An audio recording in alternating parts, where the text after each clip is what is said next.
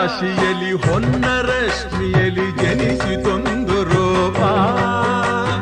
ಬೆಳಕಿನ ಚೆಲುವೆ ಸುಳಿದಳು, ಬಳುಕುತ ಇಳೆಗೆ ಇಳಿದಳು. ಉಷಯ ರಂಗಿನಲ್ಲಿ ಕೃಷಯ ನೋಟದಲ್ಲಿ ಕವಿಯ ಬಳಿಗೆ ಬಂದು ಪ್ರೇಮದ ನಯನ ತೆರೆದಳು, ಕಾವ್ಯದ ಒಳಗೆ ಕುಳಿತಳು.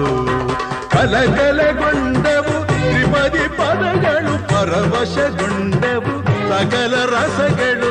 ഇരുಳು ಸರಿದು ಬೆಳಕು ಹರಿದು ಕನಸು ಮುಗಿದು ಮನಸ್ಸು ಚಿಗಿದು ಸರಿಗಮಪ ಪದನಿಸ ಸಂಚಾರದಲ್ಲಿ ಮೇಘ ಬಂತು ಮೇಘ, ಮೇಘ ಬಂತು ಮೇಘ, ಮೇಘ ಕಾವ್ಯದ ಮೇಘ, ಕನ್ಯಾ ಕವನ ಮೇಘ.